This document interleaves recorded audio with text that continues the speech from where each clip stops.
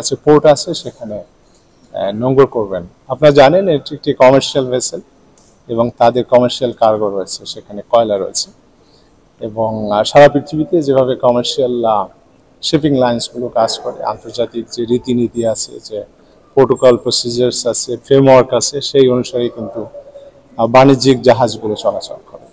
এবং এমভি আবদুল্লাহ কিন্তু সেই প্রক্রিয়া অনুসরণ করে, সেই পদ্ধতি, আইন কানুন সব অনুসরণ করে চলছিল। আর যাই হোক, 12 মার্চ সেটি সোমালীয় যে জলদস্যুদের দ্বারা অপহৃত হয়।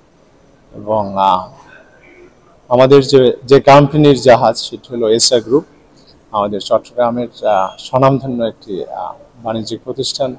তাদের জাহাজ, তারা অনেক বছর ধরে এই শিপিং লাইনে ব্যবসা করে আসছে এবং তাদের ইন্টারন্যাশনাল ট্রেডিংয়ের, বেসিক্যালি যে ম্যারিন ট্রেডিংয়ের যে সমস্ত আইন কানুন আছে, সেগুলো অনুসরণ করে চলছিল। এবং সেই প্রক্রিয়া অনুসরণ করেই কিন্তু এই জাহাজটি অবমুক্ত হয়েছে জলদস্যুদের কাছ থেকে। এবং আমরা যতটুকু জেনেছি এখন পর্যন্ত 23 জন। আসসালামু আলাইকুম, আমি ক্যাপ্টেন বলছি আব্দুল্লাহ। আজকে আমরা সবাই আনন্দিত, খুশি। আল্লাহর অশেষ রহমতে আমরা সুস্থ এবং অক্ষতভাবে আমাদের ডেস্টিনেশন সাবজেক্ট হয়ে আসছি। আমি সবাই কাছে দেশবাসী এবং বিশ্বের যারা আমাদের জন্য দিন করেছেন এবং আমাদের মালিক পক্ষ চেষ্টা করে আমাদের অতি অল্প সময়ে আমাদেরকে মুক্ত করে এনেছেন, সেই জন্য আমি সবার কাছে কৃতজ্ঞ প্রকাশ করছি। পরিচয়টা একটু বলেন। আমি হচ্ছে ক্যাপ্টেন মাস্টার জাহান আছেন, ওনারাও যাবেন। আমরাও দেখব যে আসলে আমাদের নাবিকদের যারা ওখানে শিপে রয়েছে তাদের শারীরিক অবস্থা কেমন, তাদের মনোবল কেমন। তারপরে এই জাহাজটি যেটি একটু বাণিজ্যিক জাহাজ, সেটির যে কার্গো রয়েছে, তাদের এই কার্গো এখানে আনলোডিং হবে। সে সমস্ত করার পরে তারা যদি নতুন করে ফ্রেশ কার্গো এখান থেকে পান, তাহলে সেটি অন্য গন্তব্যে যাবে। আর যদি সেই ধরনের কার্গো না থাকে, যদি চিটাগংয়েরও কোনো কার্গো থাকে, তাহলে আবার সেটি চিটাগংয়ে ব্যাক করবেন। এটি হলো এই সমস্ত বাণিজ্যিক জাহাজ চলাচলের একটি মানে উদাহরণ আমি যেটি বলছি। এক্ষেত্রে যে 23 জন নাবিক আছে, তারা যদি কেউ স্বেচ্ছায় দেশে যেতে চান তাদের ফ্যামিলির সাথে মিলিত হওয়ার জন্য, সেটি তাদের অপশন। তারা সেখান থেকে এই বাণিজ্যিক জাহাজ থেকে সাইন আপ করে তারা এখান থেকে তারা দেশে ফিরতে পারেন। আর যারা এখানে এই চাকরি কন্টিনিউ করতে চান, তারা পরবর্তী গন্তব্যে তারা কন্টিনিউ করবে। এটি হলো এই এমভি আবদুল্লাহ যারা নাবিক রয়েছেন, যারা মুক্তি পেয়েছেন, তাদের বর্তমান অবস্থা। এর পরবর্তীতে আমরা আপনাদেরকে জানাতে পারবো তাদেরকে ভিজিট করার পরে, কারণ তারা কিন্তু সরাসরি কেউই এখানে এই বন্দরে অবতরণ করতে পারবেন না, যেটা আন্তর্জাতিক যে রীতিনীতি রয়েছে যে সমস্ত কমার্শিয়াল ভেসেল অপারেট করার জন্য। তারা কার্গোতে শিপেই থাকবেন।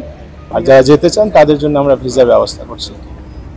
তারা দেশে আমরা শুনতে পেরেছিলাম রয়েছে তারা সবাই চাকরি করছেন একটি কমার্শিয়াল ভেসেলে।